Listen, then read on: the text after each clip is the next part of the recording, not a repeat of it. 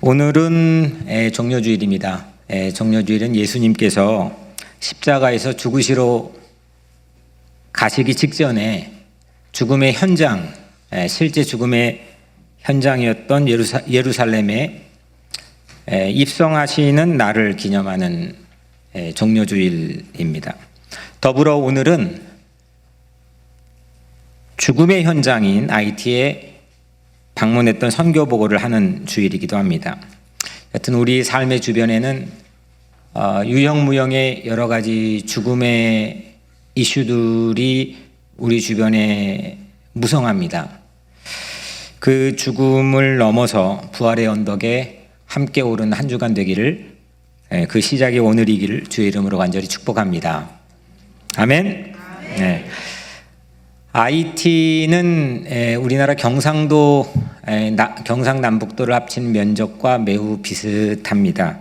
거기에 1,000만 명 이상이 사는, 하지만 세계 최빈국 중에 하나입니다.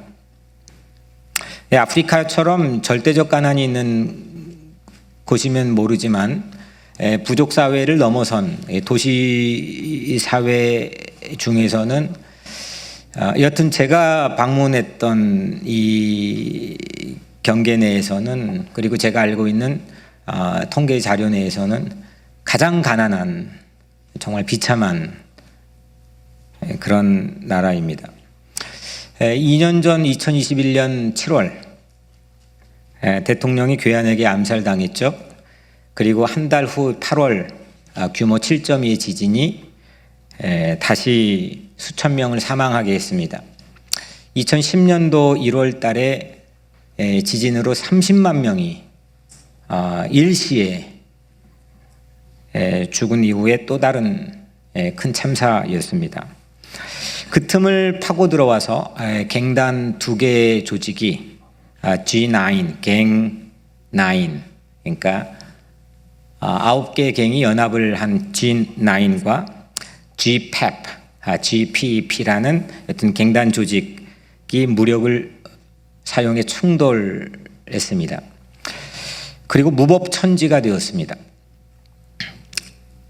그 무렵, 그러니까 저도 이게 계산을 해보니까 7월 대통령 죽고 8월 지진이 일어나고 그 8월에 두 갱단이 무력 충돌이 시작되었고, 한 달 조금 지난 후에 제가 2021년 9월 하순에 IT 혼자 다녀왔었더라고요.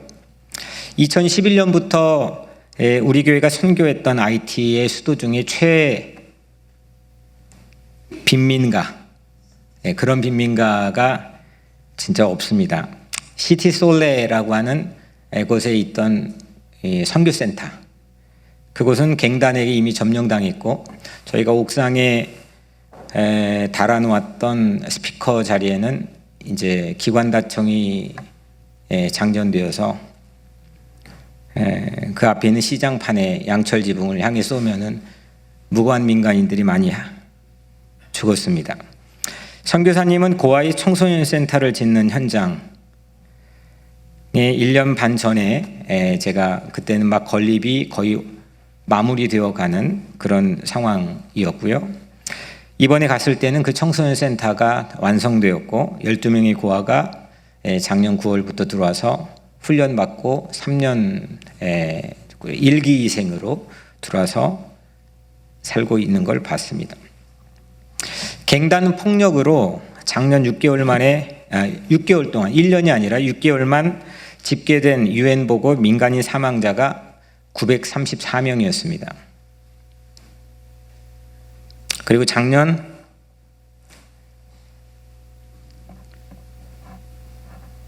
아, 7월 한 주간에 시티솔레만 민간인 사망자가 234명이었습니다. 그 이외에는 셀 수가 없고 파악도 불가능합니다. 우리가 걸었던 선교센터 앞 바로 그 시장은 없어졌습니다. 이제 도망도 못 가고 아무것도 할 수 없는 4분의 1 정도의 인구만 시티솔레에 남아 있습니다. 시티솔레는 진입할 수가 없습니다. 진입로는 벽이 쌓여 있었고 시티솔레는 본래 선교사님들이 김승돈 선교사님 외에는 NGO 단체를 비롯해 한 명도 거주하는 사람이 없었지만 IT 포트프린스 수도의 선교사들은 거의 다 빠져나갔습니다.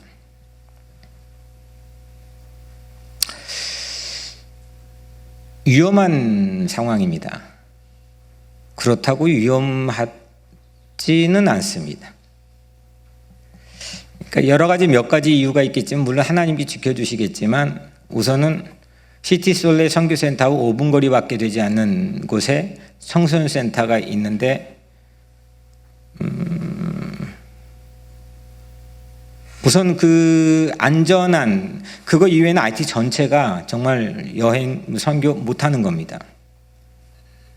근데 그곳만 다니는 겁니다. 그렇게 가능한 이유는 시티솔레의 갱단 두목이 IT 전체를 휘어잡고 있습니다. 그 두목이 선교사님을 지켜주고 있습니다. 여튼 뭐 그걸로 다 설명할 수는 없겠지만 dangerous. 네, 근데 it's not dangerous. 다녀온 저도 이렇게 설명이 사실 쉽지는 않습니다. 또 갈 수 있습니다. 이런 컨텍스트의 상황과 맞물려서 본문을 읽었습니다. 제가 어디를 다녀오거나 아니면 어떤 사회적 이슈가 있으면 그와 맞물려서 성경을 읽게 하는 훈련을 우리가 같이 설교 안에서 주로 하는데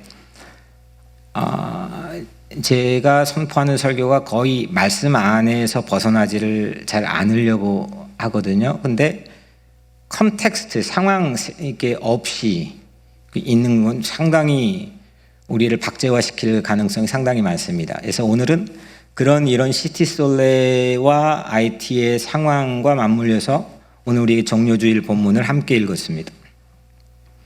예수님은 예루살렘에 입성하셨죠. 오늘 이게 2000년 전에 있었던 사건입니다. 그리고 두 제자에게 예수님 맞은편 마을로 들어가서 아무도 타보지 않는 나귀 새끼. 제가 나귀 새끼라고 하니까 좀 이상하더라고요. 성경에 나귀 새끼라고 적혀 있어서 근데 새끼 나귀로 하겠습니다. 새끼 나귀를 풀어서 나에게 데려오라 이렇게 제자에게 말했습니다. 혹시 풀다가 누가 물으면 이렇게 말해라. 주께서 쓰시겠다. 영어로는 The Lord needs it. 주님께서 그게 필요하다. 주님 필요하다. 그게 필요하다. 이렇게 대답하라고 예수님이 일러주었죠. 그 제자들이 갔습니다. 막 나귀의 이 끈을 풀려고 한 그 순간에 나귀 본래 임자들이 그거 왜 푸냐고 물었습니다. 그리고 두 명의 제자들은 주께서 쓰시겠다. The Lord needs it. 이렇게 답했습니다. 아무런 저항 없이 나귀를 데려왔고 예수님은 그 나귀를 타시고 예루살렘에 입성하셨죠. 무리들은 왕이여 하늘에는 평화요 가장 높은 곳에는 영광이니라 하고 환호했습니다. 다른 복음서에는 호산나 호산나 찬송하리로다 이렇게 외쳤습니다. 이게 오늘 우리가 함께 나눈 텍스트 성경의 이야기입니다. 오늘 두 가지를 이 본문에서 함께 우리가 나누려고 합니다. 첫 번째는 이 새끼 나귀를 취득하는 이 방법이 상당히 신비롭습니다. 예수님이 필요하다고 말했을 뿐인데 그것도 직접적으로 가서 말씀한 게 아니라 간접적 언급을 하신 것뿐인데 선뜻 내줬습니다. 필요가 뭘까요?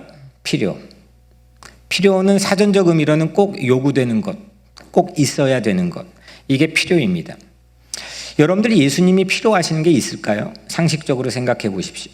예수님 필요한 게 있을까요? 아니 오늘 The Lord needs it. Lord라는 거는 주인이라는 뜻입니다. 주님. 근데 모든 것의 주인이신데 모든 것의 소유권을 가지고 계신 분인데 무엇이 결핍되어서 필요한 게 있을까요?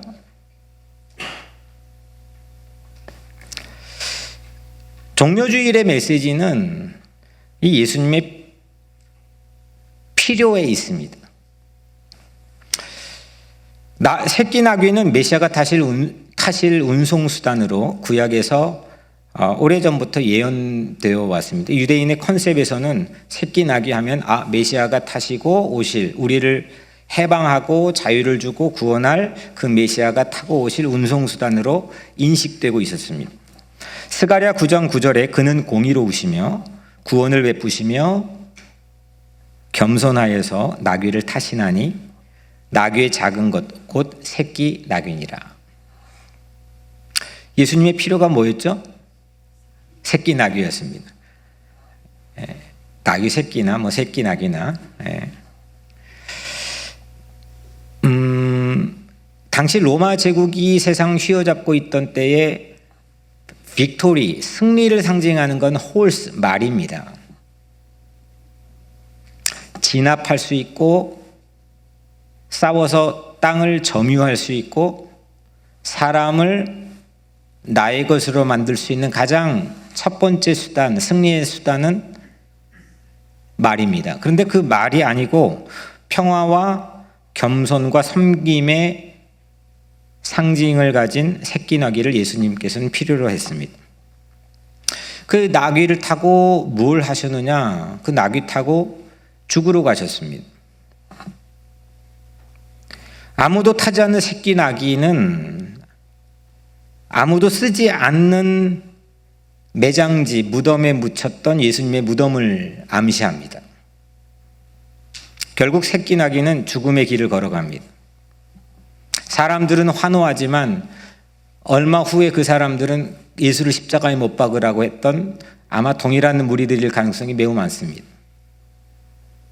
새끼 나귀는 그냥 예수님을 태우고 뭘 했느냐? 죽음의 길을 걸어갑니다. 그리고 그 죽음은 결국 우리는 그렇게 믿고 있죠. 우리의 구원이 되는 거죠. 예수님의 필요가 뭐냐?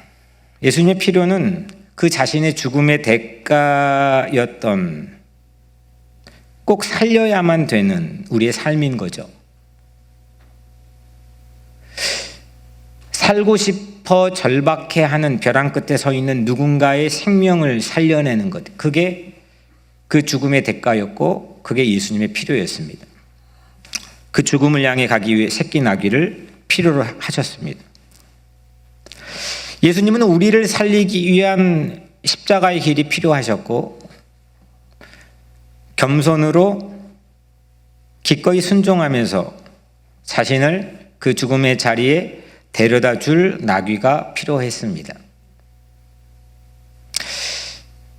IT에 왜 갔느냐? 1년 반 전에 갈 때 그 사이에 제가 이제 암 수술도 하고 그랬지만 1년 반 전에도 그렇게 썩 몸이 좋지 않았습니다. 상황이 매우 엄혹했습니다. 많은 생각을 갖게 한 행동입니다. 이번에도 그때도 왜 갔느냐? 선교사님에게도 말했지만 선교사님이 오라고 했기 때문에 갔습니다. 작년 말부터 그래서 이제 일정 조정해서 이번에 갔다 온 건데 IT를 가기 위해서 비행기 탑승하자마자 출발하지 않는 비행기 기내 안에서 제가 동행한 아까 그 한준영 집사님에게 물었습니다. 두렵지 않나요? 무섭지 않아요? 왜 그 전에 제가 한마디도 안 하고 그냥 간 거거든요. 처음 제가 확인한 겁니다. 그랬더니 솔직히 얘기하더라고요. 등치는 산만한데 두려워요. 이렇게 말합니다. 두려운데 왜 따라왔어요? 그냥 가자 해서 따라왔죠. 이게 상당히 중요한 겁니다. 이거 필요 사슬입니다. 필요 체인입니다. 다 떠난 곳에 떠나지 않고 거기에 거주하고 있는 선교사님의 필요로 저는 그냥 간 거고 함께 동행했던 집사님은 제 필요로 그냥 따라온 겁니다. 그것도 참 미스테리입니다. 이 셋 모두 다 선교사님, 저 아니면 그 집사님 셋 모두 다 예수님의 필요 때문에 떠나지 않고 거기에 살고 있는 거고 예수님의 필요 때문에 저는 간 거고 예수님의 필요 때문에 그냥 따라온 겁니다. 사람이라는 건 필요의 관계를 통해서 관계가 성립이 되고 맺어집니다. 가장 끈적끈적한 관계가 부모 자식 간의 관계인데 그 필요의 관계입니다. 이게 느슨해져 버리면, 내가 너에게 이제 필요 없어지는 힘없는 노인이 돼 버리면 그 관계가 느슨해집니다. 부부관계, 친구의 관계,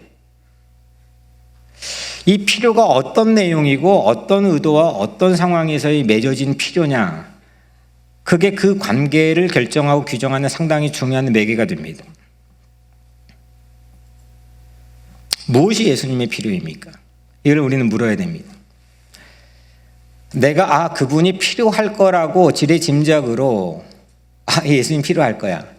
근데 알고 보니까 내가 필요했던 거예요. 그 내 필요로 인해 내 스스로 포만감과 자족감을 갖는 데는 충분했지만 그게 예수님 필요가 아니었다면, 그럴 가능성과 개연성도 오늘날 보여지는 교회와 크리스찬들의 모습에서 우리는 곧잘 보게 됩니다. 그건 남의 얘기가 아니라 내 문제입니다. 여러분들이 예수님의 필요가 뭐라고 생각합니까? 진짜 예수님 필요한 거를 알고 있습니까? 예수님 필요한 거에 우리가 주목하고 있습니까? 선교사님이 이런 말을 했습니다. 아까 우리 한준영 집사님이 선교 보고에서 얘기하던데요. 이렇게 말했습니다. 요즘 IT는 여행에 가장 적합하지 않는 곳입니다. 하지만 선교하기에는 가장 적합한 곳이 IT입니다. 왜냐하면 제자들이 선교했던 곳이 지금 IT와 매우 흡사하기 때문이죠. 우리가 편할 때, 우리 입장에서 필요가 요구될 때, 이때 가면 교회가 괜찮아지겠다, 교회 부흥과 유익에 도움이 되겠다, 이런 어떤 모티베이션, 동기부여의 발로에서 시작하는 거라면은 그건 예수님 필요가 아닐 가능성도 있고, 그건 우리가 헛다리 짚을 가능성도 있습니다. 그냥 주가 쓰시겠다, 주가 필요하다, 예수님이 필요하다, 그 위험도 거칠 것이 없는 거죠. 선교사님이 이런 말을 또 했습니다. 뉴욕 우리 교회는 본인의 자신의 선교지, 그 시티솔레 선교지에서 많은 부분을 처음 시작해 준 교회가 뉴욕 우리 교회예요. 지금은 코로나나 이런 걸로 모든 선교지들이 많이 끊겨버렸는데 많은 부분을 처음 시작해 줬다는 거예요.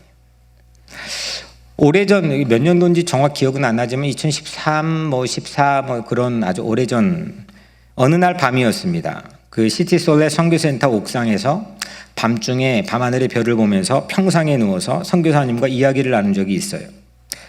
제가 고아원에 살았던 제 어려움을 이야기를 시작하면서 여기에 있는 고아들을 합숙시켜가지고 말씀으로 집중 훈련하면은 그런 꿈을 서로 이야기했던 적이 있습니다. 이후에 우리 교회는 고아 청소년을 시티솔레에 모아서 청소년 평화 캠프라는 것도 했습니다.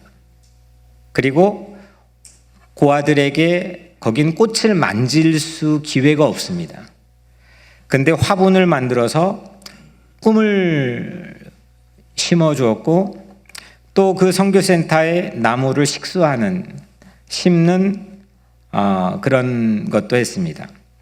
엘라라고 하는 IT 한 소녀를 한국의 국경선 평화학교에 유학을 보내는데 모든 걸 책임 맡아 여러분들이 섬기기도 했습니다. 꿈을 나누었던 그 센터는 지금은 갱단이 차지하고 있지만 대신에 여러분들 사진 봐서 알고 보고를 들어서 알지만 더 멋진 청소년 센터의 꿈이 이루어졌어요. 예수님의 필요를 꿈꾸니까 그 꿈이 더 근사한 현실이 되는 거죠. 내가 필요해서, 심지어는 교회 필요라는 것도 매우 큰 함정이라고 생각합니다. 교회 필요를 통해서 우리가 신앙생활하는 게 아닙니다. 목사의 필요는 더 말할 나위 없는 거고요. 예수님의 필요, 예수님 뭐가 필요할까? 교회는 운영하고 경영하는 곳이 아닙니다. 꿈을 꾸는 곳입니다. 믿고 신뢰하고 예수님의 필요를 주목하는 곳이죠. 예수님의 필요를 꿈을 꾸니까 그 꿈이 더 근사한 현실이 되었잖아요. 선교사님께서 고생 참 많이 하셨습니다. 근데 무엇보다 제가 여전히 선교사님이 오라면 오고 가라면 가는 한 가지 이유는 거기에 거주하고 있다는 겁니다. 살고 있다는 겁니다. 비무장지대를 왜 가느냐? 남이 거기에 거주하지 않거든요. 그런데 거기에서 계속 매일같이 기도하고 있다는 겁니다. 우리 교회가 우리 김충일 집사님이 제가 부탁을 해서 처음으로 여기 뉴욕에 있는 악기들을, 관현악 악기들을 쭉 모아가지고 그곳 고아들에게 전달했었죠. 네. 그 악기들이 씨앗이 되어서 지금은 각 고아원마다 악기를 다 연주합니다. 지금 그 악기를 사용하진 않고 이제 더 좋은 급으로 바뀌어졌지만 그게 있었기 때문에 지금 모든 오케스트라 고아들의 악기를 연주한다니까요. 여러분들이 수년을 1불씩 모아가지고 보냈던 바이블 타임, 그 바이블 타임을 보냈더니 지금 고아들이 성경 말씀을 저보다 더 많이 외웁니다. 아마 고아들보다 더 많이 외운 사람은 아마 없을 겁니다. 150개를 외웁니다. 교회 필요에 반로해서 선교하지 않고 선교사님 필요가 예수님 필요라고 여기면 신뢰하면서 섬겼습니다. 그랬더니 오늘 말씀이 스가랴의 새끼 나귀가 예수님에게 그대로 이루어졌고 그 근사한 구원이 우리에게 이루어진 것처럼 IT에서도 그 예수님의 필요가 그대로 이루어지는 것을 목격했습니다. 결국 관건은 예수님의 필요입니다. 두 가지 예수님의 필요를 새로운 프로젝트로 기도 제목으로 가져왔습니다. 하나는 청소년센터 고아 학생들이 12명 있다 그랬죠. 그 중에 제가 1년 반 전에 가서 여러분들이 보여줬던 다락방 어퍼룸 고아원, 우리 교회가 가장 많이 갔던 고아원인데 그 고아원에 기거했던 5명이 이 12명 중에 포함되어 있습니다. 여러분들을 방문했던 사람들이 이름까지 기억하면서 물어보고 당연히 저도 같이 기억하고 얘기를 나눴습니다. 그 중에 12명 중에 3명의 고아들이 공부할 수 있도록 지원하는 프로젝트입니다. 중고등학생은 학비, 생활비 합해서 한 달에 70불이면 대학생들은 100불이 있으면 아직 지원을 오픈하지 않았는데 오픈하면 아마 있겠죠 다. 근데 이 12명을 위한 지원이 아직 없는데 이것도 우리가 처음으로 3명을 한번 맡았으면 어떨까 하고 이야기를 나눴습니다. 함께 기도해 보자고요. 대학생이 12명 중에 3명인데 각각 의대, 법대, 공대에 다니고 있습니다. 150개의 성경 암송을 필기 구술 시험을 마침 봤는데 3명이 만점이고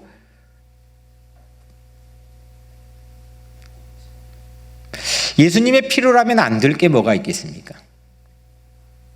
예수님이 필요하다면 걸어보지 못할 게 뭐가 있겠습니까? 예수님 필요하다면 여러분들 저를 만약에 사랑해 주신다면 제가 뭔가를 하려고 하는데 뭐가 필요하다면 여러분들 그 필요를 함께 충족해주고 그러지 않겠습니까? 근데 예수님이 필요하다면 걸지 못할 게 뭐가 있겠습니까? 오늘날 우리 교회는 정말 예수님의 필요에 주목하고 있을까요? 이 정도면 됐다라고 하는, 우리는 회개할 지점이 별로 없을까요?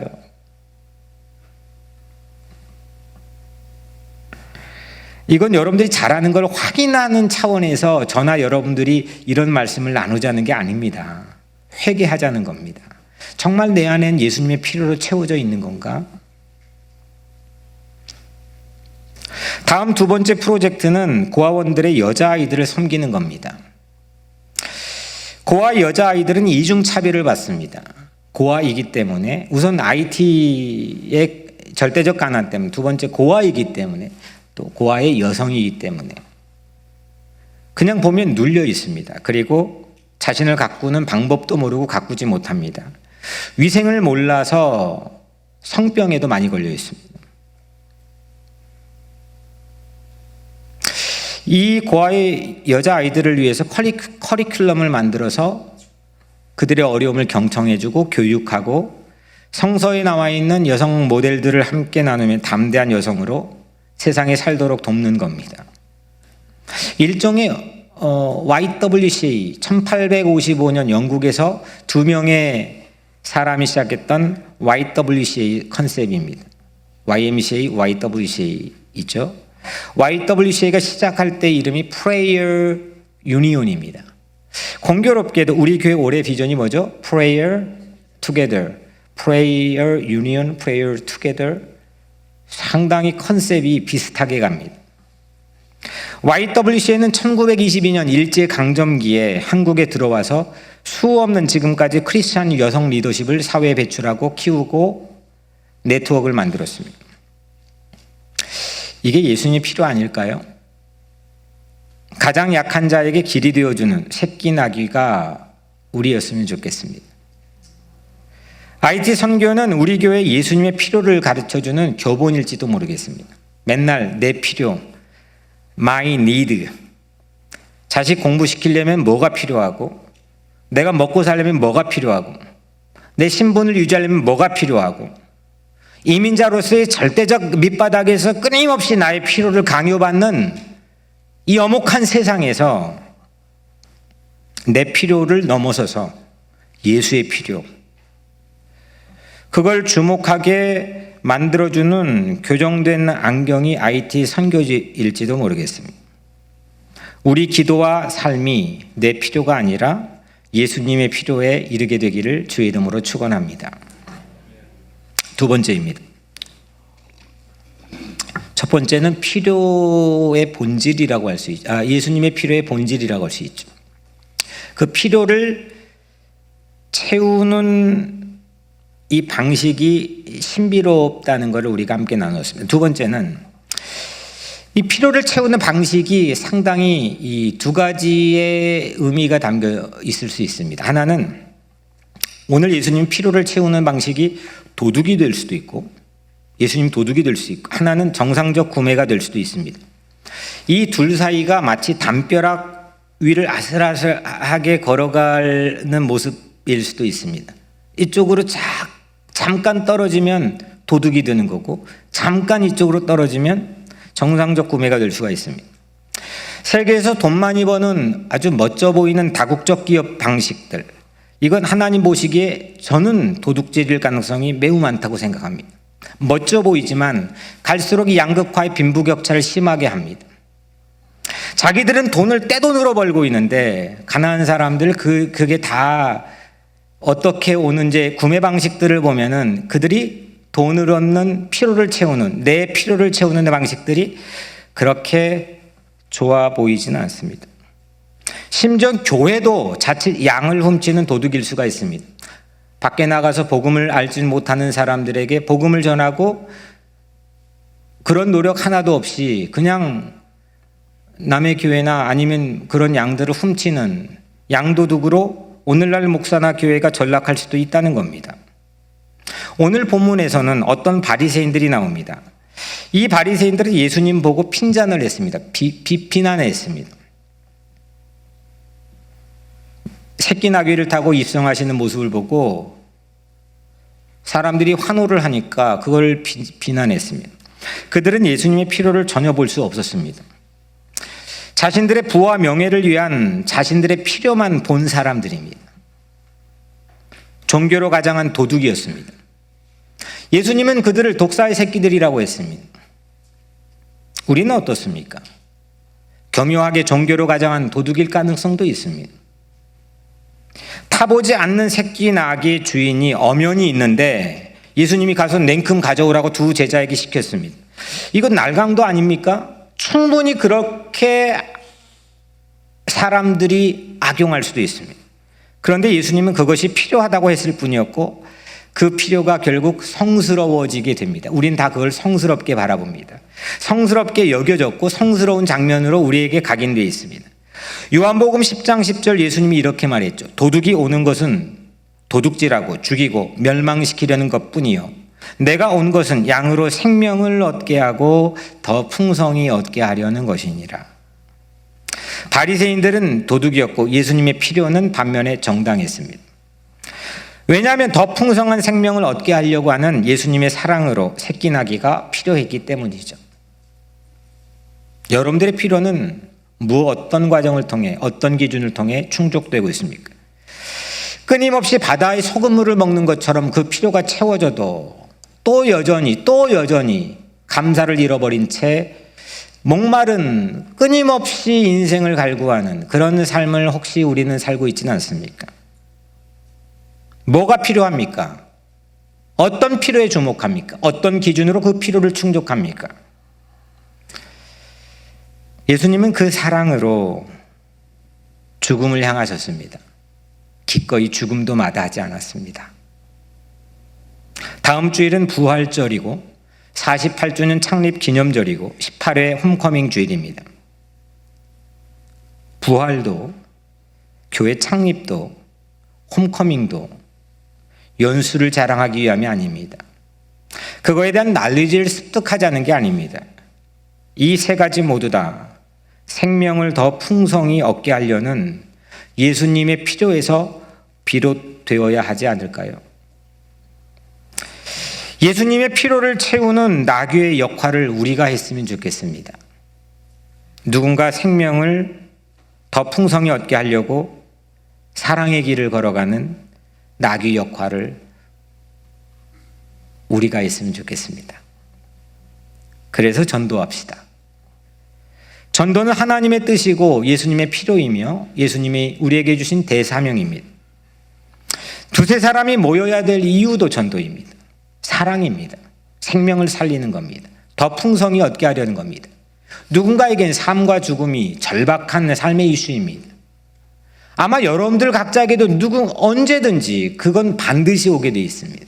삶과 죽음의 벼랑 끝에 서 있는 순간, 내 자식이 죽을 것 같은 순간, 내 가족이 아니면 우리가 살고 있는 민족이, 내가 살고 있는 삶의 터전이, 직장이 누구에게나 올 수 있습니다.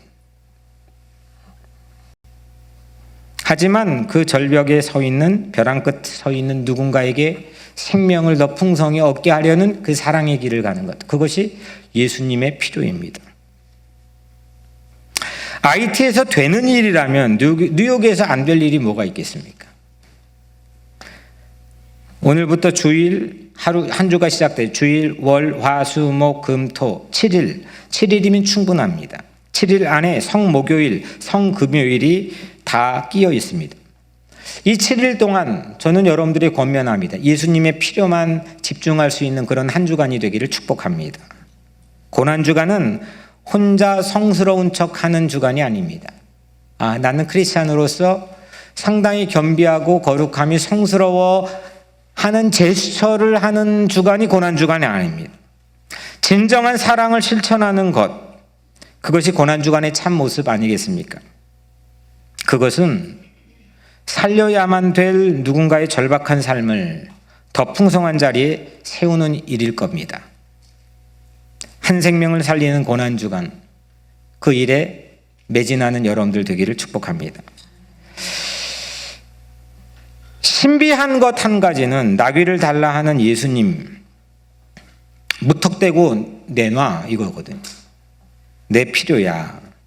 그 예수님이 강탈하는 그런 깽단이나 도둑이 되지 않도록 흔쾌히 나귀를 내어주는 나귀의 임자가 있었다는 겁니다.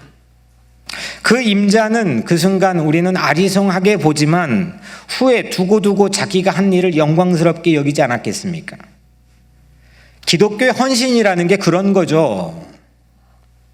얼떨결에 예수님의 필요를 채워버린 횡재 헌신을 한 거죠. 저나 여러분들이나 그런 얼떨결일지라도 예수님의 필요를 채우는 횡재 헌신하는 삶이 되었으면 좋겠습니다. 예수님 필요를 채우려고 내 소유를 헌신할 기회를 놓치지 맙시다. 돈이 될 수도, 기도가 될 수도 있지만 하지만 그 무엇보다 한 영혼을 위한 나의 헌신, 그 헌신을 예수님이 요구하고 요청하고 있습니다. 아버지가 기다리는 그 한 사람, 그 한 사람을 위해서 얼마나 헌신해 보셨습니까? 아버지가 기다리는 여러분들의 그 자녀를 위해서 얼마나 여러분들은 헌신해 보셨습니까? 그 헌신이 있다면 그 헌신이 있는 그 자리가 참된 부흥 아니겠습니까? 예수님이 죽으셨던 이유가 되어준 그 사람을 위해 헌신하기를 바랍니다. 그 사람을 예수님 앞에 세우는 것보다 예수님의 필요를 채운 헌신인 교회의 어떤 자리에도 없습니다. 성령님께서 담대한 믿음을 여러분들 모두에게 주시기를 축복합니다. 돈을 드릴지라도, 시간을 내어줄지라도, 여러분들의 감정의 소비를 내어줄지라도 가서 이렇게 전하십시오. 당신이 예수님이 기다렸던 그 사람이라고, 당신이 예수님이 필요한 그 사람이라고. 그 기다림의 장소가 만약 가능하다면 가급적 뉴욕 우리교회 부활절 예배가 되면 좋겠다고, 꼭 당신을 초대하고 싶다고. 그렇게 전하는 사람도 결국 예수님의 필요 아니겠습니까? 오늘 제자 2명이 나옵니다. 제자 둘이 그 필요를, 예수님의 필요를 채워준 거죠. 예수님의 필요를 채우는 영광스러운 한 주간을 우리 함께 보내면 좋겠습니다. 전도합시다. 이번은 성수요 세수 예배도 없습니다. 대신 성목요 홈커밍 기도 모임이 있습니다. 서로 손 씻어주고 사랑의 헌신을 실천하는 상징적인 행위도 고난주간에서 뺄 수 없는 의미겠죠. 그런데 한 사람을 살리는 것보다 고난주간 더 잘 보내는 일이 또 있을까요? 해보셨습니까? 제스처와 척 말고 정말 예수님 십자가에 나를 위해 못 박혀 돌아가신 그분의 필요를 주목하고 그걸 위해서 여러분들의 운신의 복을 확장해 보셨습니까?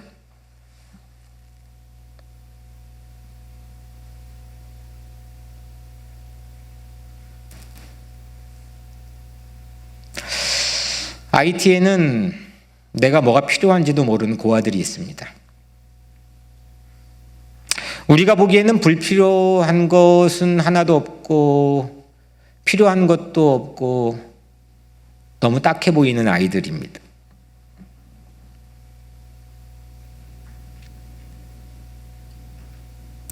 우리는 그 필요를 채우기 위해서 기도도 하고 헌신도 합니다.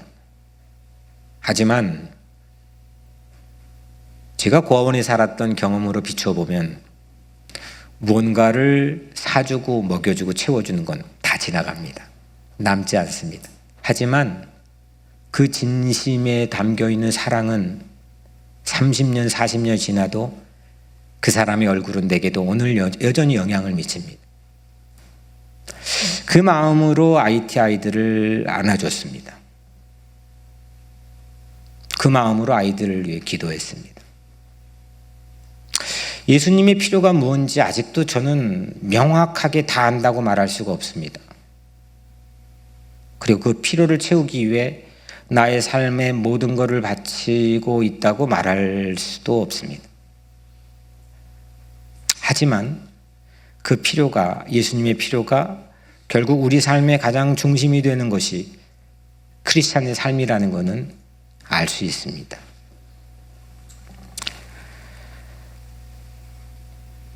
예수님의 필요를 채우면 한 가지 결과가 생깁니다. 예수님의 필요를 채웠더니 내가 충분해집니다. 예수님의 필요는 내게 충족이 됩니다. 사랑하면 사랑하다가 내가 채워지는 거죠. 내가 채워지려고 사랑하는 게 아닙니다. 우리 교회가 부흥하려고 전도하는 게 아닙니다. 그건 잘못된 동기부여입니다. 사랑하다가 부흥하는 거죠. 사랑하다가 망하면 또 어떻겠습니까? 사랑하다가 망해버린다면 그것 또한 우리에겐 매우 중요한 이정표가 되지 않겠습니까? 예수님은 망할 폭 잡고 그 길을 걸어간 겁니다. 그리고 실제 망했습니다. 그러나 망하지 않았습니다. 그걸 우리는 승리라고 부르고 부활이라 믿고 있습니다. 그것이 예수님의 필요를 채우는 길이라면 혹 내가 망할지라도 그것만으로 족한 게 사랑 아닐까요? 예수님과 나의 관계는 그래서 필요 충분 조건 아니겠습니까? 없어서는 안 될 구세주 그 예수 한 분만으로 족한 나의 삶을 소망하기를 바랍니다. 그렇게 부활을 맞이해요. 얼떨결 같지만 예수 피로를 채워버린 나귀 새끼, 두 제자, 나귀 임자처럼 우리도 예수님의 피로를 채우며 고난의 한 주간을 지나 진짜 부활 언덕에 올라가기를 축복합니다. 예수님의 피로를 발견하고 예수님의 피로를 채우고 그러다가 나 자신의 피로도 충족해지는 그 부활의 언덕에 함께 올라갑시다. 가장 멋진 고난주간을 지나 부활의 언덕을 향해 달려가는 여러분들의 한 주간의 삶이 되기를 주의 이름으로 간절히 축원합니다. 기도하겠습니다.